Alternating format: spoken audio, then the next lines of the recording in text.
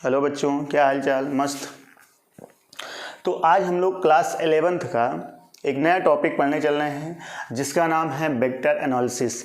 अगर आप इसको बुक में देखेंगे तो vector analysis and projectile motion यानी सदिश विश्लेषण और ठीक है ना प्रक्षेप गति दोनों चैप्टर एक साथ में मिलेंगे। तो हम लोगों ने ऐसा किया है कि पहले वेक्टर एनालिसिस पढ़ लेते हैं, फिर वेक्टर एनालिसिस पढ़ने के बाद हम लोग पढ़ेंगे प्रोजेक्टाइल मोशन, ठीक है ना, यानी प्रक्षेप गति। बात समझ में आया? तो सबसे पहले आज हमारा डिस्कशन रहेगा किसके बारे में? सदिश विश्लेषण के बारे में, यानी वेक्टर एनालिसिस के बारे में। तो वेक्टर एनालिसिस का ये कंप्लीट वीडियो नहीं होगा, मैं पहले बता दे रहा हूँ।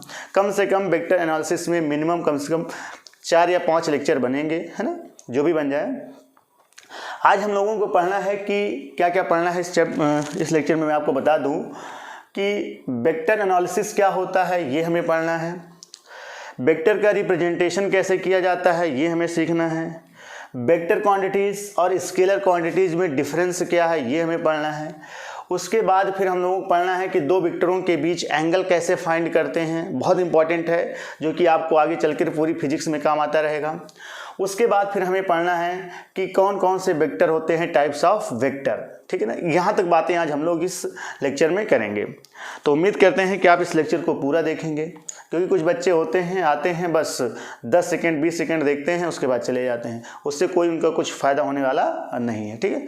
तो उम्मीद करिए ये लेक्चर आपको बहुत ही समझ में आएगा, आपके लिए बहुत ही बेनिफिट होगा, ठीक है। तो आपका वर्क कॉपी और पेन लेकर के लेक्चर के सामने बैठ जाना है और इसका बढ़िया से बढ़िया नोट्स आपको बना लेना है, ठीक है। तो चलिए शुरू करते हैं कि सबसे पहले यानी इस सदिश की आवश्यकता, ध्यान समझिएगा, पहले एक एक बातों को बहुत ध्यान से समझिएगा। सदिश की आवश्यकता, हमारे जीवन में इसकी आवश्यकता क्यों हुई, ठीक है ना, यानी need of vector, need of vector, vector की आवश्यकता हमारे जीवन में क्यों हुई। क्या इससे पहले जो हमारे पास राशियां थी, क्या उनसे पूरी जानकारी हमें नहीं मिलती थी, ठीक है। अगर नहीं मिलती थी तभी तो इसकी आवश्यकता पड़ी होगी।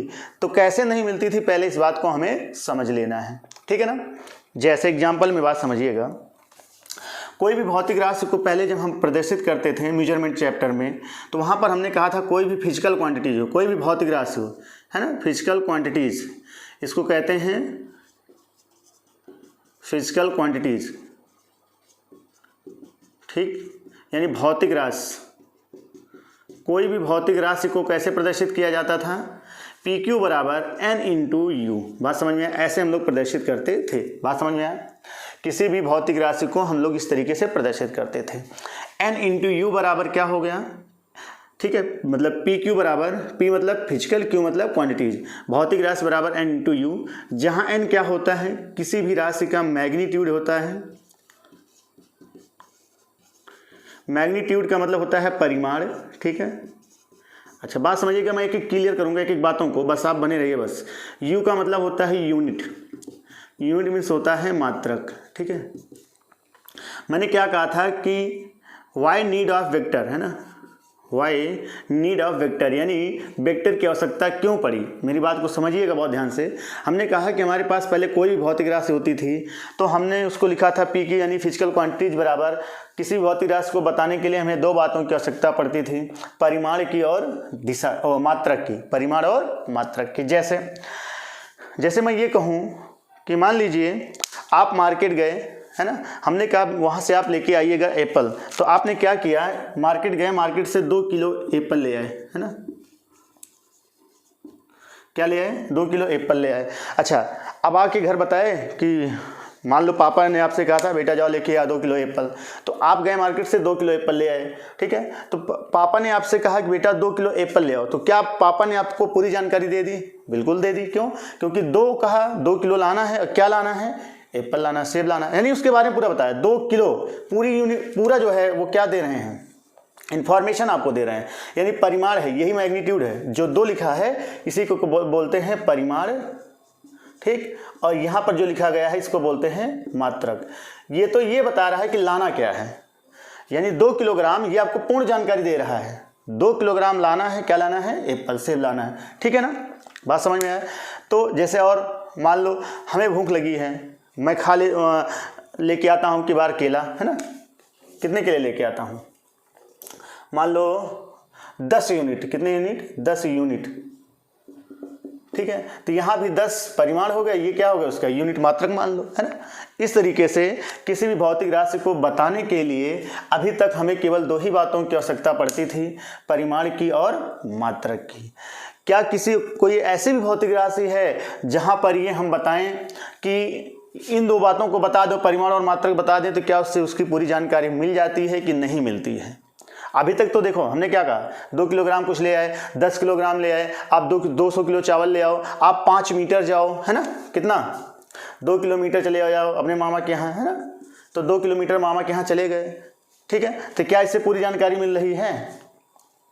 अभी तक बात समझिएगा, यहाँ तक तो पूरी जानकारी मिल रही थी कि आप मार्केट गए, मार्केट से ले आए 2 किलो सेब, घर बता दिया कि हम 2 किलो सेब ले आए, तो इससे पूरी जानकारी मिल गई। लेकिन कुछ बातें ऐसी होती हैं जहाँ से पूरी जानकारी इन दोनों राशियों से, यानी इनसे, परिमाण से और मात्रक से, ठीक है ना, परिमाण से और मात्रक से हमें पूरी जानकारी नहीं मिल पाती है। जैसे, अब ध्यान समझिएगा, जैसे एग्जाम्पल मैं कहूँ, मैं आपसे पूछूँ या आपसे कोई पूछता है कि मान लीजिए आप ये हो, ठीक है, ये है चौराहा, सड़क, ठीक है, यहाँ से आपके पास कोई एक व्यक्ति है, ये, ठीक है, ये आप हो, ठीक, ये आप आम आदमी पार्टी नहीं है, आप हो, ठीक है, ये तुम्हारा जो है बगल वाला है, ठीक।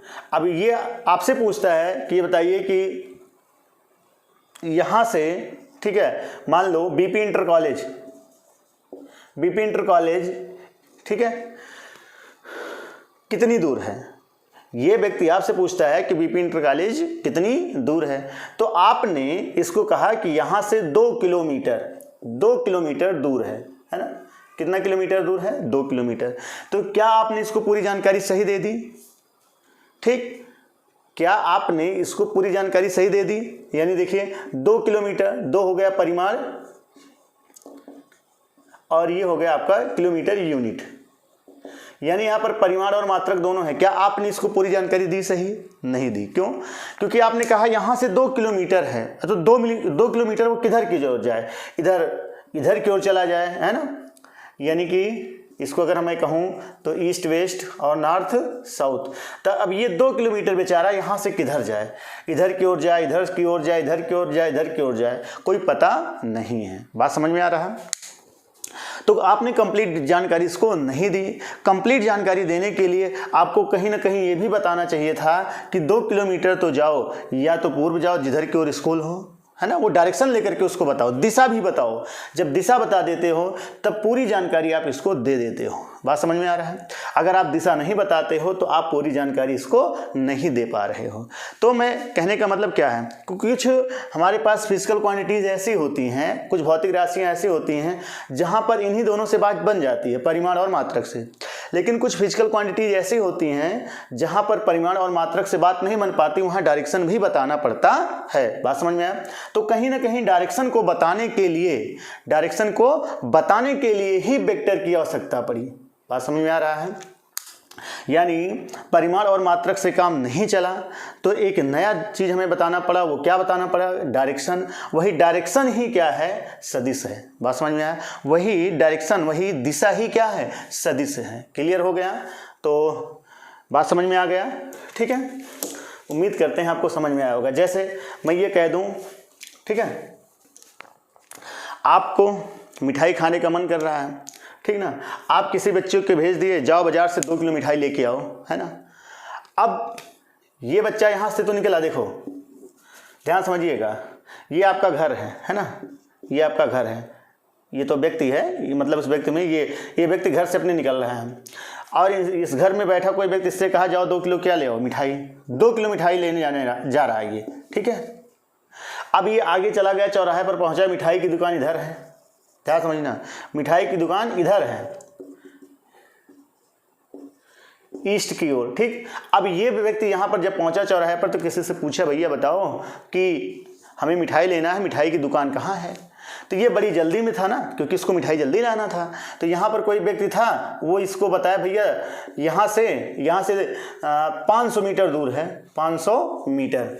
अब इसको बड़ी जल्दी पड़ी थी, सुना नहीं किधर जाना है, तो ये सीधा फिर चला गया 500 मीटर। कितना चला गया? 500 मीटर और चला गया। तो क्या बताइए, इसको मिठाई की दुकान मिलेगी? नहीं। क्यों? क्योंकि मिठाई की दुकान इधर थी और ये जा रहा है ऐसे सीधे। तो क्या इसको पूरी जानकारी मिली थी? नहीं मिली थी, क्योंकि पूरी जानकारी लेना ही नहीं चाहता था आपकी तरह, है ना। बस 5 मिनट देखोगे वीडियो, उसके बाद भाग जाओगे, वही है पूरी, है ना। तो अगर ये पूरी जानकारी लिया होता ये व्यक्ति इससे कि 500 मीटर है, ईस्ट की ओर है, तो इसको दुकान मिल गई होती, लेकिन ये पूरी जानकारी नहीं लिया। ठीक है, यानी ये पूरी जानकारी इसको देने के लिए कहीं ना कहीं डायरेक्शन बताया कि नहीं बताया? बताइए, बताया ना। तो इसी डायरेक्शन को बताने के लिए ही, दिशा को बताने के लिए ही सदिश की आवश्यकता पड़ती है। बात समझ में आया? तो अभी तक किसी भी भौतिक राशि को बताने के लिए हम 2 बातों का जिक्र कर रहे थे, परिमाण और मात्रा की। लेकिन आज से एक नई, है ना, कह सकते हैं कि नई चीज की खोज हो गई। वो हमारे पास क्या है? बताइए। दिशा की। किसकी खोज हो गई? दिशा की। ठीक है ना। तो जिसमें हम दिशा लगा देंगे, डायरेक्शन लगा देंगे, यानी कि किसी भी भौतिक राशि के साथ हम जब डायरेक्शन लगा देंगे तो कहीं ना कहीं वो किसमें बदलने का प्रयास करेगी। ये मैं नहीं कह रहा हूँ कि 100% वो डायरेक्शन है तो वो वेक्टर क्वांटिटीज हो जाएगी, ऐसा मैं नहीं कह रहा हूँ। हाँ, लेकिन मोस्टली हो जाएगी, मोस्टली लगभग 90% केस में हो जाएगी, 10% केस में नहीं होगा। ठीक है। तो कहीं ना कहीं अब यहाँ पर हम जान लेते हैं कि वेक्टर क्वांटिटीज क्या हैं और स्केलर क्वांटिटीज, यानी सदिश और अदिश। ठीक है ना। हेडिंग लगा लीजिए। तो पहले मैं सदिश बता दूं क्या होता है, अदिश बता देता हूं क्या होता है। वेक्टर, देखो पहले हेडिंग लगा लो, अदिश राशियां। अदिश राशियां, ठीक ना। अदिश राशियों को इंग्लिश में कहते हैं स्केलर, स्केलर क्वांटिटीज।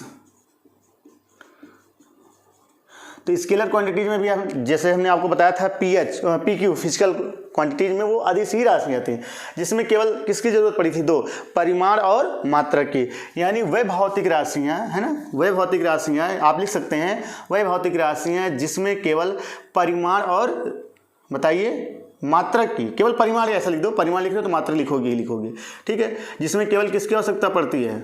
मैग्नीट्यूड यानी परिमाण, और दूसरा किसकी? मात्रक की। बस इन्हीं दोनों की आवश्यकता से उस पूरी भौतिक राशि का, ठीक है, पूरी भौतिक राशि के बारे में आप बता सकते हैं, तो वो कहलाता है क्या चीज़? अदिश राशि। ठीक है ना। यानी वह भौतिक राशियाँ जिसमें केवल और केवल परिमाण हो और उसमें मात्रक हो, बस उसी से ये पूरी भौतिक राशि डिफाइंड हो जाए, उसी को कहते हैं स्केलर क्वांटिटीज, यानी अदिश राशि।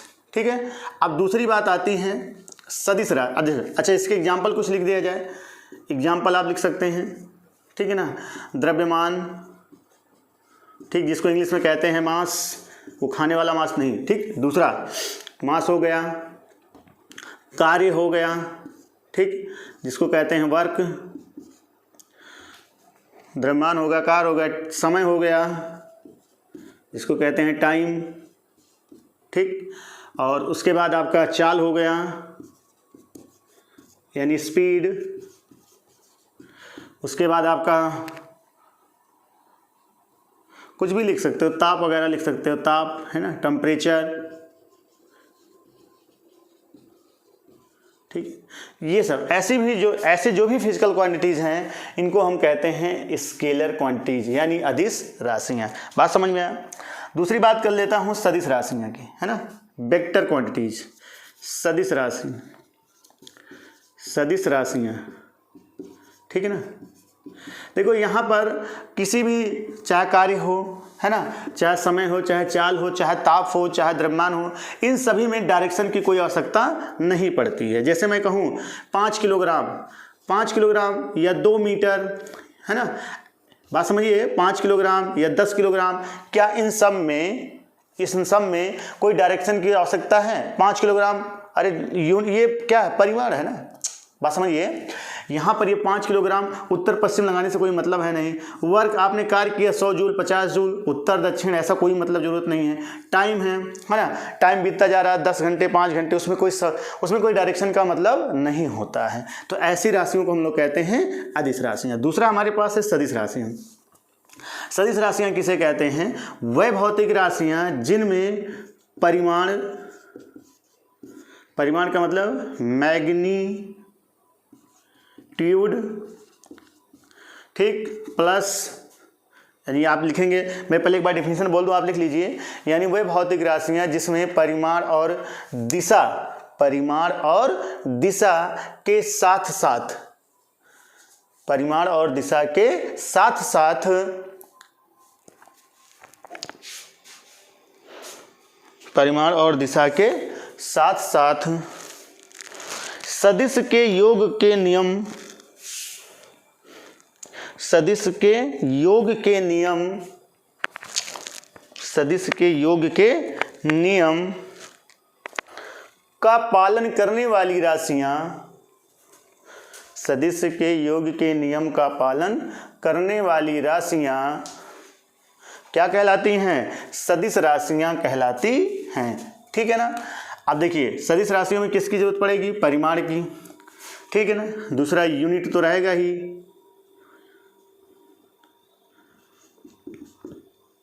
यूनिट मतलब मात्रक। तीसरा डायरेक्शन मतलब दिशा की, और चौथा addition of vector law, addition of vector law. ठीक है, ये चार बातों की आवश्यकता पड़ेगी। अगर ये चारों फुलफिल हो रही हैं तो ये कहलाता है, कोई भी अगर फिजिकल क्वांटिटीज इन चारों बातों को क्या कर रही हैं? बता रही हैं, तो वो फिजिकल क्वांटिटीज कहलाएगी क्या चीज़? सदिश राशि। बात समझ में आया? क्या कहलाएगी? सदिश राशि। ठीक है, चलिए अब इसके एग्जाम्पल में अगर लिख दूं, तो फोर्स मतलब बल, है ना। बल भाई कहीं बताओगे 10 न्यूटन 5 न्यूटन उत्तर की ओर लगा रहे हो, दक्षिण की ओर किधर की ओर लगा रहे हो, तो बल हो गया, है ना। और वेग हो गया वेलोसिटी, डिस्प्लेसमेंट हो गया यानी विस्थापन,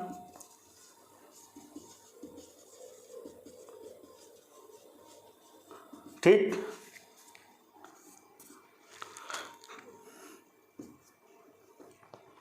त्वरण हो गया, एक्सेलरेशन हो गया, ठीक ना। ये सब के सब आपके कहलाते हैं वेक्टर क्वांटिटीज, यानी भौतिक राशियां और सदिश राशियां। ठीक है, क्लियर हो रहा है? चलिए इन सब बातों को नोट कर लिए। तो अब मैं यहाँ पर आपको मोटा मोटा बात बता दूं, आप हेडिंग लगा लीजिए, सदिश और अदिश राशियों में डिफरेंस, यानी डिफरेंस बिटवीन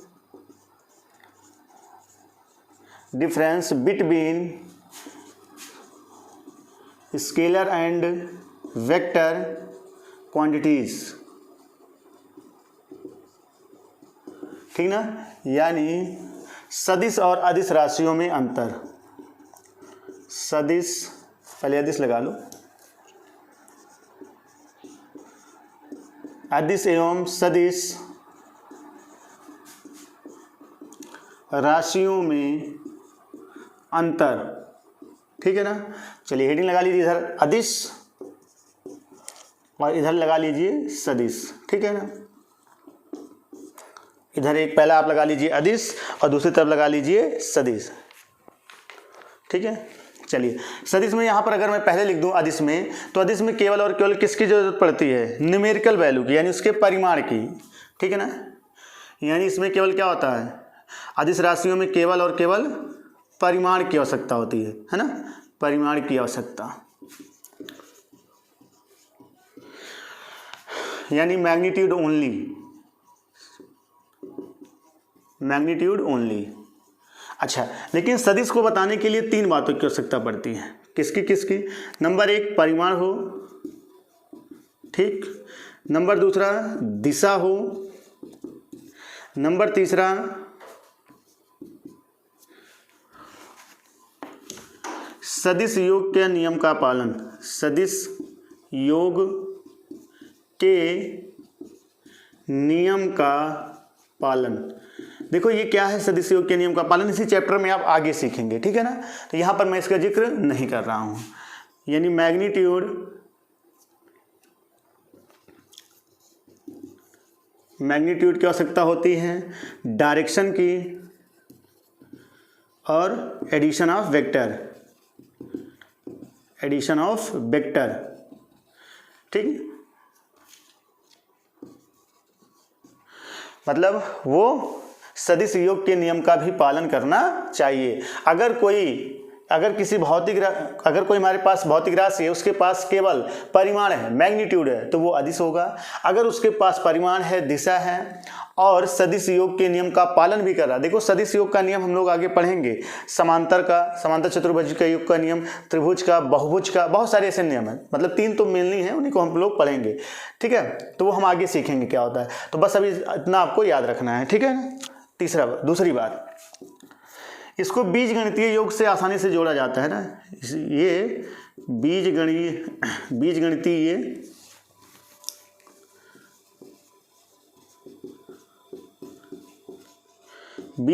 योग द्वारा जोड़ा जाता है। और इसको किससे द्वारा जोड़ा जाता है? यहाँ पर ये सदिश योग के नियम द्वारा जोड़ा जाता है, ये भी याद रखना।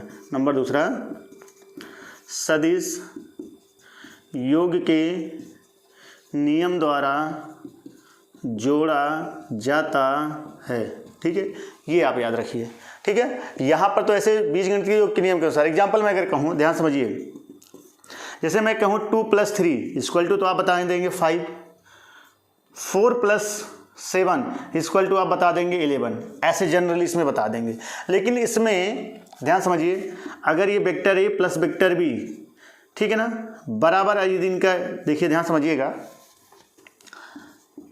अभी आप नहीं समझ पाओगे, मैं बता दे रहा हूँ। वेक्टर ए बराबर मान लो 3, वेक्टर बी बराबर मान लो मेरे पास 4, तो मैं वेक्टर ए प्लस बी पूछूं तो वेक्टर ए प्लस बी 3 + 4 यानी 7 भी हो सकता है, 5 भी हो सकता है और 1 भी हो सकता है। ये क्या मतलब है? यही तो खेल है वेक्टर का। वेक्टर का यही खेल है कि अगर जनरली हम इसको जोड़ें 2 3 5 4 3 7, ए बराबर मान लो 3 दिया है, वेक्टर में बी बराबर 4, तो अगर हम लोग जनरली रूल से जोड़े तो 4 3 कितना आ जाना चाहिए? 7। लेकिन यहाँ पर सदिश योग में 7 भी हो सकता है, 5 भी हो सकता है और 1 भी हो सकता है। जैसे मैं एग्जांपल, जैसे यहाँ पर अगर मैं इसको जोड़ के दिखाना चाहूँ, अभी आप पता नहीं जान पाए कि ना जान पाए, क्योंकि आपने कभी पढ़ा नहीं तो समझ नहीं पाएंगे, लेकिन मैं बताने का प्रयास कर रहा हूँ। मान लो ये वेक्टर ए है, वेक्टर ये हो गया 3, ठीक, इसका परिमाण 3 है, ये वेक्टर ए है। और दूसरा वेक्टर जस्ट यहीं शुरू होता है, ये वेक्टर बी हो गया, इसका परिमाण कितना है? 4। तो ये टोटल वेक्टर हो गया आर बराबर vector A plus vector B. ठीक है, बराबर कितना आ गया? 7। बात समझ में आ रहा है? चलिए, अगर यहीं पर मैं ये कहूँ कि वेक्टर ए ये हो गया, वेक्टर ए बराबर 3, दूसरा वेक्टर यहाँ कर दो ऐसे, वेक्टर बी बराबर हो गया कितना? 4। तो इन दोनों का जो रिजल्टेंट होगा वो वेक्टर ये हो जाएगा, वेक्टर आर बराबर यहाँ पर आ जाएगा, पाइथागोरस प्रमेय से ये आ जाएगा कितना? 5 आ गया ना। अगर मैं ये कह दूँ कि एक वेक्टर ये है, ठीक है, वेक्टर ए बराबर कितना हो गया, है ना, 3, तो वेक्टर बी बराबर, ठीक है ना, इसी के जस्ट अपोजिट, है ना, इसी के जस्ट अपोजिट आप यहाँ से कर दीजिए, कोई दिक्कत नहीं है, ठीक है ना। या आप इसको ऐसे भी कर दीजिए, ये वेक्टर बी बराबर कितना हो गया? यहाँ तक आ जाएगा ना, 4 है तो थोड़ा ज़्यादा बड़ा, 4। अब यहाँ पर देखो, इन दोनों को जब जोड़ेंगे ना तो इनका रिजल्टेंट कितना आ जाएगा? 1 आ जाएगा। कितना आ जाएगा? 1 आ जाएगा, ठीक है ना। तो यहाँ पर देखिए आपने क्या किया, यहाँ पर वेक्टर में मान बदल रहे हैं, लेकिन इसमें नहीं बदल रहा था, है ना, इस अदिश में नहीं बदल रहा था, लेकिन सदिश में बदल रहा है। तो अदिश सदिश में बदला क्यों? कहीं ना कहीं इन दोनों के बीच का एंगल देखो, एंगल के कारण ही तो ये बदला। बोलो, यहाँ पर एंगल कुछ और है, 180 डिग्री है ना, इन दोनों वेक्टरों के बीच। यहाँ पर दोनों के बीच 90 है, सॉरी यहाँ पर 0 डिग्री है क्योंकि उसी डायरेक्शन में है। यहाँ पर 90 है और यहाँ पर कितना है? यहाँ पर 180 है ना, दोनों अपोजिट हैं। तो कहीं ना कहीं सदिश, ध्यान समझिएगा, सदिश जो हम लोग जोड़ रहे हैं सदिश में, उसमें कहीं ना कहीं एंगल का खेल हो रहा है, कोण का खेल हो रहा है ना, कोण के कारण ही उसके मान बदल रहे हैं। बात समझ में आया? तो इसीलिए हमने कहा कि सदिश योग के नियम द्वारा जोड़ा या घटाया जाता है किसको, सदिश राशियों को, उसको हम जनरली रूल से नहीं करते हैं। साधारण बीजगणित का जो नियम होता है कि 4 + 3 = 7, तो उससे हम केवल अदिश को जोड़ सकते हैं, सदिश को नहीं।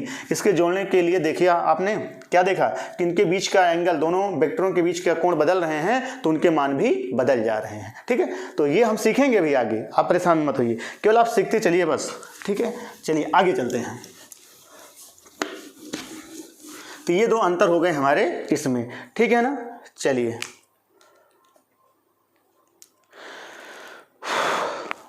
अगली बात हम करते हैं अब नेक्स्ट।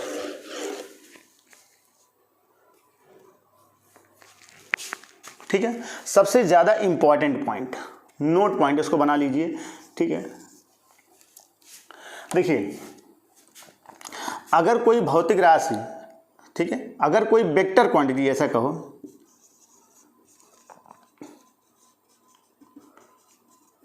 अगर कोई, ध्यान समझिए, वेक्टर ना कह के हम क्वांटिटीज कहें, कोई अगर मान लो राशि है, कोई क्वांटिटीज है, अगर कोई क्वांटिटीज है तो बात समझिएगा। ठीक है, अगर उसके पास मैग्नीट्यूड है, दूसरा डायरेक्शन है, तो क्या वो वेक्टर क्वांटिटीज है? आप बताइए पहले। अगर किसी क्वांटिटीज़ के पास, कोई भौतिक राशि के पास, यानी फिजिकल क्वांटिटीज़ के पास यदि मैग्नीट्यूड है और डायरेक्शन है, तो क्या वो वेक्टर क्वांटिटीज़ है? ऐसा नहीं है, बात समझिएगा, ऐसा 100% नहीं है। ठीक है, कि ये क्या हो, वेक्टर क्वांटिटीज़ ही हो। लेकिन हाँ, अगर किसी भौतिक राशि के पास मैग्नीट्यूड है, डायरेक्शन है और वो फॉलो कर रहा है किसको, एडिशन ऑफ वेक्टर, है ना, एडिशन ऑफ वेक्टर लॉ को,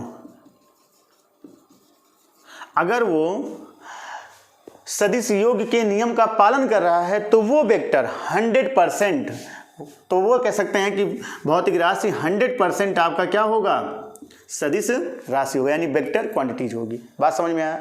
तो हम ये कहना चाहते हैं कि कोई भी भौतिक राशि, ध्यान समझना, कोई भी भौतिक राशि हो जिसके पास परिमाण हो, दिशा हो, ये जरूरी नहीं है कि वो सदिश राशि हो। लेकिन हाँ, अगर किसी भौतिक राशि के पास परिमाण हो, दिशा हो और वो समांतर ये सदिश योग के नियम का पालन करता है, तो वो भौतिक राशि 100% क्या होगी, वेक्टर क्वांटिटीज होगी, यानी सदिश राशि होगी। तो समझ में आ गया। सदिश राशि के लिए डायरेक्शन और मैग्नीट्यूड काफ़ी नहीं है, मैं पहले ही बता दे रहा हूँ। उसके लिए ये सदिश योग के नियम का भी पालन करना चाहिए। अगर ऐसा कोई क्वांटिटीज़ करती है तो वो 100% वेक्टर क्वांटिटीज़ होगी, अदरवाइज हम नहीं कह सकते कि वो 100% होगा।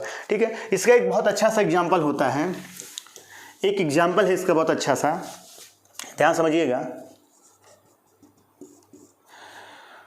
इसका एक अच्छा एग्जाम्पल है करंट का, करंट है ना, जहाँ पर लगाने पर 440 का झटका मिलता है, देखते हो ना जी सर। करंट, देखिए करंट में 2 चीज़ होता है, एक मैग्नीट्यूड होता है और दूसरा जो है क्या होता है, डायरेक्शन होता है। तो मैग्नीट्यूड और डायरेक्शन होने के साथ साथ क्या ये वेक्टर क्वांटिटीज हैं? ठीक है, इसके पास है ना, ये एडिशन ऑफ वेक्टर लॉ को पालन नहीं करता। ध्यान समझिएगा, हमने ये कहा कि जो करंट होता है उसमें परिमाण भी होता है, दिशा भी होता है, लेकिन ये एक क्या है, स्केलर क्वांटिटी है।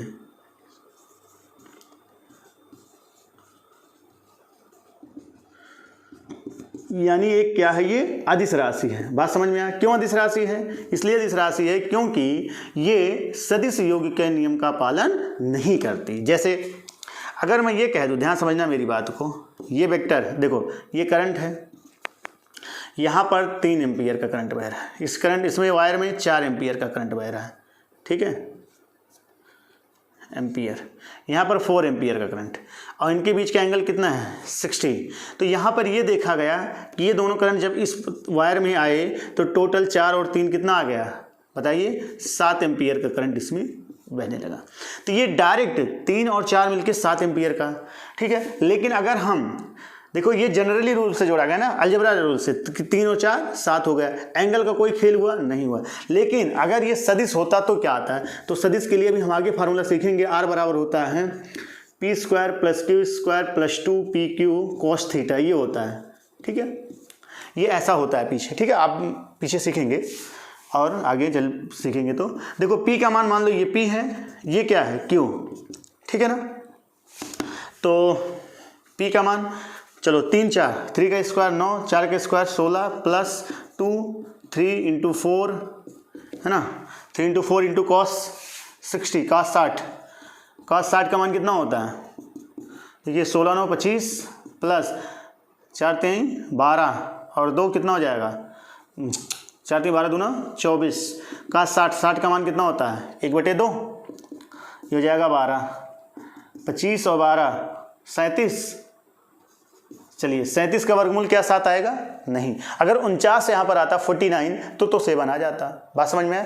तो यही तो देख रहे हैं ना वेक्टर, वेक्टर में देखिए डायरेक्शन है सीधा, ये डायरेक्शन भी बता रहा है, लेकिन ये सदिश योग के नियम का पालन नहीं करता। अगर सदिश योग के नियम का पालन करता होता तो यहाँ भी कितना आता 49 आता, और 49 को जब लेते तो 7 आ जाता। बात समझ में आया। और जनरल रूल से यहाँ पर ये देखा गया कि यहाँ पर 7 एम्पियर आ गया, और सदिश योग का नियम लगा के देखा गया तो ऐसा नहीं आया। इसलिए जो करंट है वो एक स्केलर क्वांटिटी है, अर्थात वो एक अदिश राशि है। बात समझ में आ गया। चलिए अब आगे हम लोग बात करते हैं। नेक्स्ट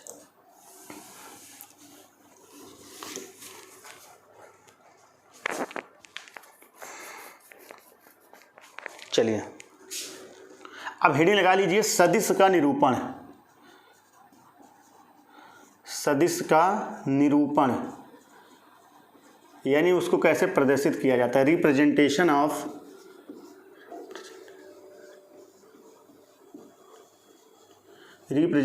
ऑफ वेक्टर, ठीक ना, यानी सदिशों का निरूपण। बात समझ में आ गया। चलिए अब सदिश का निरूपण कैसे हम लोग करते हैं इस बात को हमें सीखना है। बात समझ में आ रहा है। जिंदगी में वायर परेशान कर रहा है मुझे। हाँ, तो सदिश का निरूपण कैसे करते हैं इस बात को समझा जाए। देखिए जैसे मैं ये कह दूं एग्जाम्पल में कि 5 न्यूटन का फोर्स ईस्ट की ओर है, किधर की ओर, पूर्व की ओर। तो इसको आप कैसे प्रदर्शित करेंगे, 5 न्यूटन का फोर्स किधर की ओर, ईस्ट की ओर। तो देखिए इसको प्रदर्शित करने का तरीका ये है कि मान लेते हैं, माना 1 सेंटीमीटर बराबर 1 न्यूटन के, कितने न्यूटन के, 1 न्यूटन के। तो 5 सेंटीमीटर बराबर कितना हो जाएगा, 5 न्यूटन के। तो ध्यान समझिए, या सदिश का निरूपण देखिए हम लोग का, अगर निरूपण में पहले बता दें तो इसको एक तीर द्वारा प्रदर्शित किया जाता है। ध्यान से समझिएगा, किसी के सिर के ऊपर, जैसे मेरे सिर के ऊपर अभी तीर नहीं लगा तो मैं एक अदिश राशि हूँ, मेरे सिर के ऊपर एरो लगा दो तो मैं एक सदिश राशि हो जाऊंगा। बात समझ में, इतना अंतर है। सोचो, तीर लगाने से आप पूरा जेंडर ही बदल गया है ना। अदिश से किस में आ गए, सदिश में, ठीक है ना। अदिश से किस में आ गए, सदिश में। तो सदिश राशियों को निरूपित करने के लिए उनके ऊपर एक एरो लगाया जाता है। क्या लगाया जाता है, एक एरो लगाया जाता है, तीर लगाया जाता है। अब इस तीर का क्या मतलब है, ध्यान समझिए। तीर का ये कहलाता है टेल और ये कहलाता है हेड। क्या कहलाता है, हेड। ये कहलाता है पुच्छ, ये कहलाता है सिर। बात समझ में आया, बात समझ में आ गया ना। इस पॉइंट, पीछे वाला पॉइंट कहलाता है टेल और आगे वाला पॉइंट कहलाता है हेड। अच्छा, ये जो लेंथ है, ये जो लेंथ है इसका, ये लेंथ यहाँ से यहाँ तक, ठीक, ये कहलाता है इसका परिमाण। क्या कहलाता है, परिमाण, अर्थात मैग्नीट्यूड। और ये जो एरो है, तीर, ये बताता है डायरेक्शन को, यानी दिशा को बताता है। बात समझ में आया।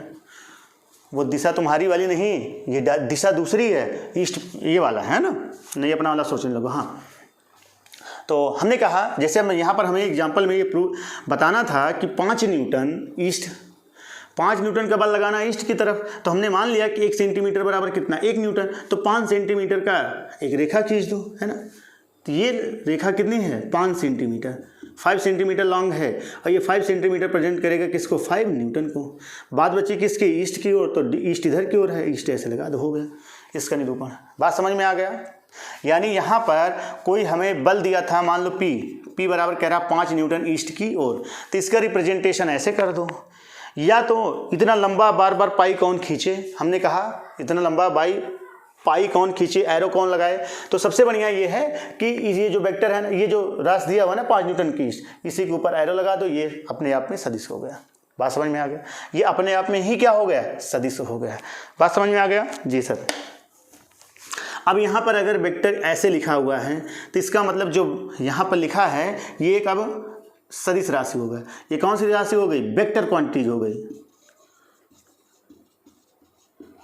ये कौन सी राशि हो गई, वेक्टर क्वांटिटीज हो गई। लेकिन अगर ऐसे P लिखा होता, इनके ऊपर एरो ना लगा होता, तो ये स्केलर क्वांटिटी होता है,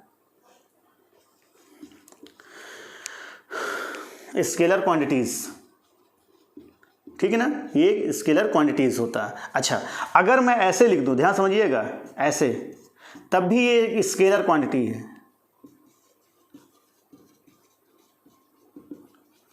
बात समझ में आया।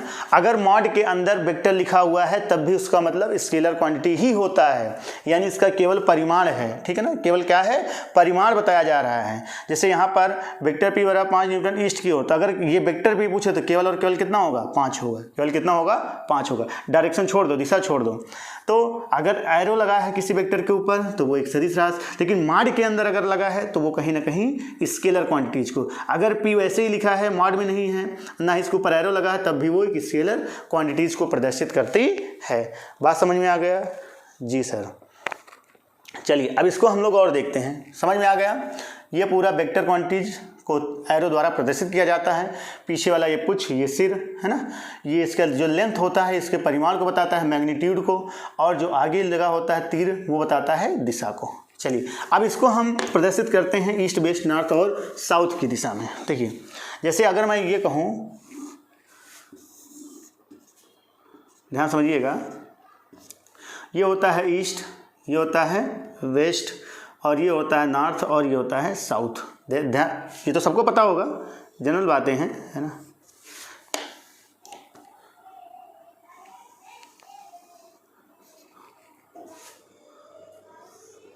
ध्यान से देखिएगा, ये नॉर्थ हो गया और ये साउथ हो गया। बात समझ में आया। चलिए अगर मैं ये कहूँ कि कोई वेक्टर, ध्यान समझिएगा, कोई वेक्टर NS है ना, नॉर्थ और साउथ की दिशा को बताता है। कोई वेक्टर नॉर्थ और साउथ के, जैसे यहाँ पर ध्यान समझो, मैं ये कह दूँ, ये पॉइंट हो गया, यहाँ पर 4 वेक्टर हैं, एक वेक्टर ये, एक वेक्टर ये, है ना, क्योंकि एरो लग गया, 2 3 और ये 4। ये वेक्टर बता रहा है किस दिशा को, ईस्ट को, ये नॉर्थ को, ये वेक्टर बताइए वेस्ट को, और ये वेक्टर साउथ को। अगर मैं ये कह दूँ कि कोई वेक्टर NS को कैसे प्रदर्शित करेगा, नॉर्थ और साउथ को, तो नॉर्थ और साउथ को प्रदर्शित करने के लिए ये क्या हो गया, ओह सॉरी, NS तो हो ही नहीं सकता, NS होगा तो पूरा चला जाएगा। चलो मान लो NE को प्रदर्शित करता है कोई वेक्टर, NE को। अच्छा केवल NE लिखा है, ध्यान समझिएगा, केवल NE लिखा है, NE लिखा है तो इसका मतलब नॉर्थ और साउथ के बीच में, N और E के बीच में ये कोई अगर वेक्टर खींच दिया जाए तो ये प्रदर्शित करेगा NE को, और ये कितना एंगल बनाएगा, 45 डिग्री का, ठीक है ना। चाहे आप इधर से बना दो चाहे इधर से, दोनों तरफ से 45 ही 45 होगा। बात समझ में आ गया ना, बोलो, तो ये हो गया 45 डिग्री। चलिए अगर मैं ऐसे कह दूं NW कोई वेक्टर है, तो NW का मतलब क्या हुआ बताइए, नॉर्थ और वेस्ट की तरफ, नॉर्थ और वेस्ट बीचों बीच कह रहा है, तो ये हो गया, ये हो गया। ये वेक्टर प्रदर्शित करेगा किसको, NW को। अगर कोई वेक्टर SW है, S और W, तो ये हो जाएगा, ये हो गया SW। ये वेक्टर किसको प्रदर्शित करेगा बताइए, SE को। बात समझ में आ रहा ना। लेकिन अगर मैं ऐसा कह दूं, ध्यान समझिए, एक एग्जांपल और, 37 डिग्री है ना, 37 डिग्री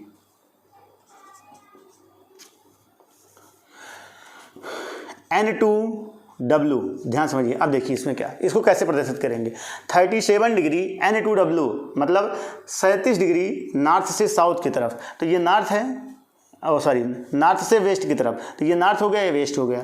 तो 37 डिग्री N से W की तरफ, तो N से आप जाइए 37 पर, 37 पर, तो ये 45 है तो 37 और कहीं कम होगा, ये है ना, ये कितना डिग्री होगा 37, ये 37 हो गया और ये प्रदर्शित करेगा किसको, NW को। बात समझ में आया।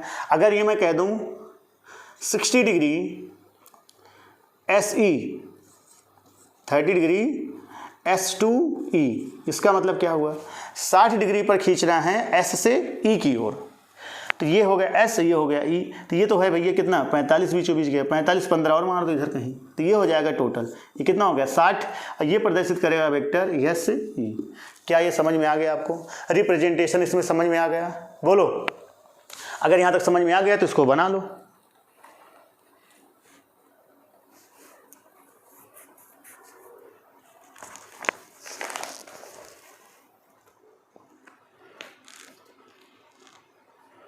चलिए मिटा दिया जाए, ओके। अब अगली हेडिंग लगाइए, नेक्स्ट हेडिंग, थोड़ा मैं इसको इंक पिला दूं। वेक्टर से संबंधित महत्वपूर्ण बातें या तथ्य, है ना, वेक्टर से संबंधित महत्वपूर्ण बातें, यानी सदिश से संबंधित महत्वपूर्ण बातें भी लिख सकते हैं।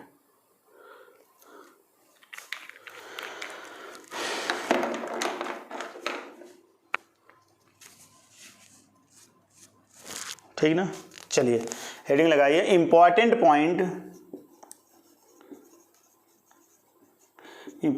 Point related to vector. ठीक, हेडिंग लगा लीजिए, important point related to vector, यानी सदिश से संबंधित महत्वपूर्ण बातें। तो पहला पॉइंट नंबर 1, ध्यान सुनिएगा, पहला पॉइंट नंबर 1,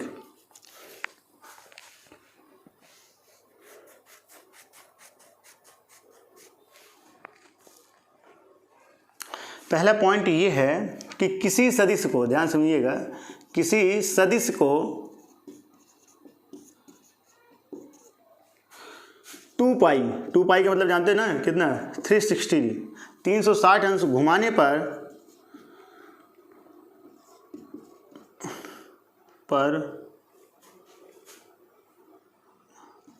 सदिश में कोई परिवर्तन नहीं होता, सदिश में कोई परिवर्तन नहीं होता।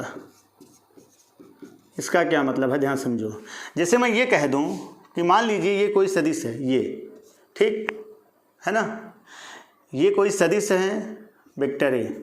यदि इस वेक्टर को मैं पुनः 360 डिग्री घुमा दूं, समझो इस बात को, 360 का मतलब क्या हुआ, ऐसे गोल गोल घुमाता लेके जाऊं, इसको ऐसे ऐसे घुमाता लेके आऊं, ऐसे ऐसे घुमा करके फिर ऐसे कर दूं, है ना, तभी तो 2 पाई होगा, पूरा ऐसे चक्कर घूमेगा फिर ऐसे ही आ जाएगा। आएगा कि नहीं आएगा, बोलो, आ रहा है ना। तो यानी किसी सदिश को 2 पाई यानी 360 डिग्री घुमाने पर सदिश में कोई परिवर्तन नहीं होता, मतलब वो जैसे था वैसे का वैसा ही रहता है। भाई देखो, जहाँ से ऐसे मान लो शुरू करो, ए 0 से, अब इसको घुमाते घुमाते ऐसे ले जाओगे, यहाँ लाओगे, यहाँ लाओगे, यहाँ लाओगे, यहाँ लाओगे, फिर लास्ट में 368 हो जाएगा पूरा 360। तो 360 घुमाने पर इसके मान में कोई परिवर्तन नहीं होता। बहुत इंपॉर्टेंट है, नोट कर लो कि किसी सदिश को 2 पाई यानी 360 घुमाने पर उसके मान में कोई परिवर्तन नहीं होता है। चलिए दूसरी बात ये है कि किसी सदिश को, है ना, किसी सदिश को समांतर, किसी सदिश को समांतर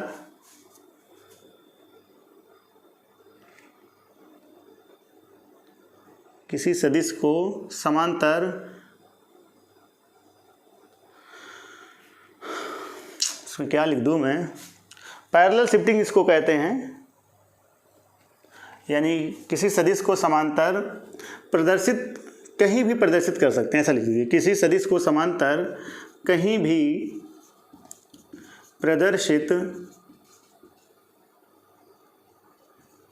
प्रदर्शित किया जा सकता है, किया जा सकता है, ऐसा लिख दो, ठीक है।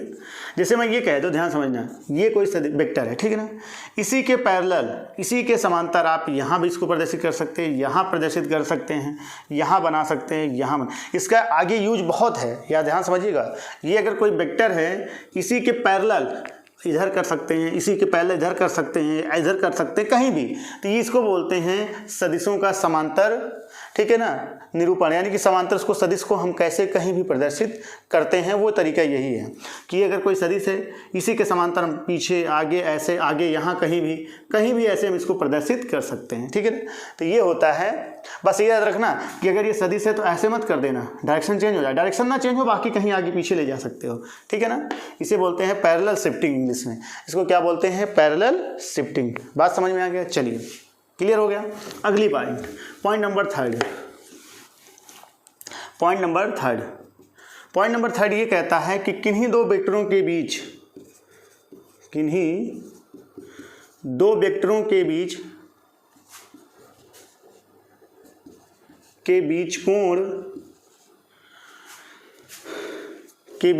कोण जो होता है ना, वो किस पर डिपेंड करता है, ध्यान समझना। Theta is greater than or equal to 180 less than or equal to 0, ये याद रखना, ठीक है ना। यानी जो कोण का मान है थीटा, दो वेक्टरों के बीच जो कोण है वो या तो 0 से बड़ा होगा, या 0 के बराबर, या 180 अंश के बराबर, या 180 से छोटा। बहुत इंपॉर्टेंट है ये बहुत इंपॉर्टेंट है। जैसे मैं एक बात कहूँ कि अगर मैं कह दूँ एक वेक्टर ये है, ध्यान समझना, ठीक है, ये एक वेक्टर हो गया, दूसरा वेक्टर ये है, ठीक है, बात समझिए। अब ये दो वेक्टर है ना, ए और बी, ठीक।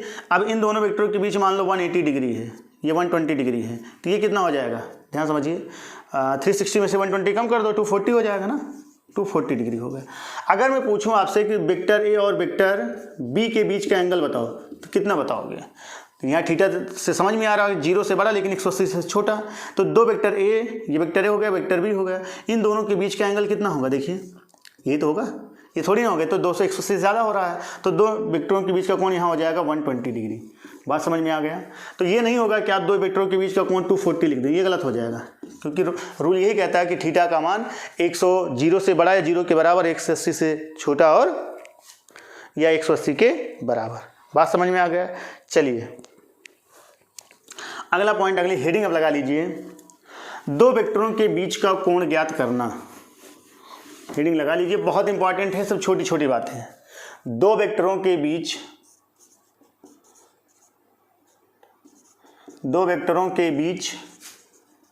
कोण ज्ञात करना, कोण ज्ञात करना, ठीक है ना, यानी angle find between two vector, ठीक है ना, टू वेक्टर। चलिए लगा लीजिए हेडिंग, नोट कर लीजिए, मैं टाइम देख लूँ। चलिए 47, तो आज हम उम्मीद करते हैं यहीं तक बता पाएंगे, क्योंकि बहुत लंबा हो जाएगा वीडियो, है ना। दो वेक्टरों के बीच का कोण ज्ञात करना है, बहुत इंपॉर्टेंट है ये भी, ठीक है। चलिए समझते चलिएगा, दो वेक्टरों के बीच कोण हम कैसे ज्ञात करते हैं। तो सबसे पहला आपका वर्क ये है कि आपको उसको क्या करना है, हेड टू हेड,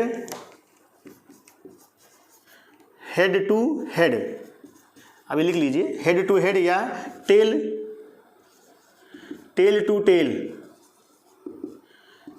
यानी आपको जो दो वेक्टर दिए जाएंगे ना, उसमें आप उसको हेड टू हेड मिलाइए, या तो टेल से टेल मिला करके मिलाइए, उसके बाद उनके बीच का कोण ज्ञात कीजिए। वही कोण ही कहलाएगा दो वेक्टरों के बीच का कोण। क्या काम ने, आप उसके पूंछ को पूंछ से मिलाओ या सिर को सिर से मिलाओ, लेकिन आप अगर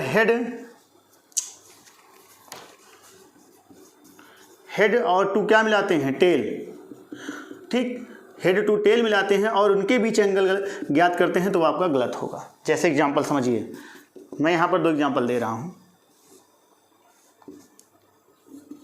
ये हैं, चलिए क्या हम करते हैं,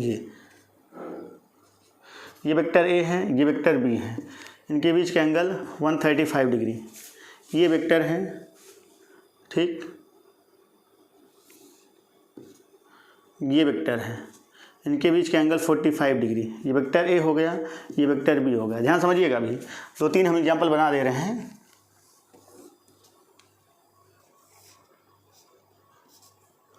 ये एंगल है 120 डिग्री। चलिए यहाँ पर ये वेक्टर ए हो गया, ये वेक्टर बी। इन तीनों में हमें दोनों वेक्टरों के बीच का कोण ज्ञात करना है, ठीक है ना। क्या ज्ञात करना है? कोण ज्ञात करना है, एंगल फाइंड करना है। तो एंगल कैसे फाइंड करेंगे, चलिए देख लीजिए। सबसे पहले आपका रूल क्या है? हेड टू हेड मिलाइए या तो टेल से टेल मिलाइए, लेकिन हेड टू टेल मिलाते हैं तो गलत होगा। आइए सबसे पहले यहाँ पर देखते हैं। इस वेक्टर का हेड टेल यहाँ पर है, इस वेक्टर का टेल यहाँ पर है, दोनों सही मिले हैं ना, तो इनके बीच का एंगल कितना हो जाएगा? थीटा बराबर 135 डिग्री। चलिए यहाँ पर देखिए, क्या यहाँ पर देखिए ये वेक्टर आगे की ओर जा रहा है, इसका यानी टेल मिला हुआ, इस वेक्टर का आगे की ओर जा रहा है, ये भी टेल मिला है, यानी यहाँ भी थीटा बराबर 45 डिग्री। बात समझ में आ रहा है? यहाँ पर देखिए इस वेक्टर का, ये देखो इस वेक्टर का तो हेड है, लेकिन बी वाले का क्या है? बी वाले का टेल मिला है, ठीक। तो ये अगर आप थीटा बराबर कितना बताते हैं 120 डिग्री, तो ये गलत होगा, ठीक है। अब देखिए यहाँ पर रूल लगाइए पैरेलल शिफ्टिंग का। तो पैरेलल शिफ्टिंग हमने कहा ये वेक्टर है मान लो, तो इसको आगे पीछे कहीं भी, इसको आप ऐसे भी पैरेलल शिफ्टिंग कर सकते हैं, ऐसे भी कर सकते हैं, ठीक है। तो यहाँ पर क्या करना है, इस वेक्टर को आगे कर दो ऐसे, ये बात समझ में आया। अब इस वेक्टर को हमने आगे कर दिया तो ये वेक्टर का क्या आ गया? ये हेड हो गया, ये हेड हो गया, ये टेल हो गया। अब इस वेक्टर बी का टेल मिला और वेक्टर ए का टेल मिला। अब इन दोनों के बीच ये एंगल फाइंड कर लो। तो ये पूरा कितना होता है? 180 है ना, एक स्ट्रेट लाइन 180, ये 120, तो ये कितना हो जाएगा? 60। तो थीटा बराबर यहाँ कितना आ जाएगा? 60 डिग्री। बात समझ में आ गया।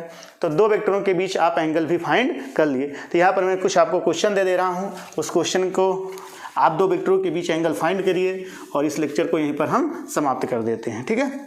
चलिए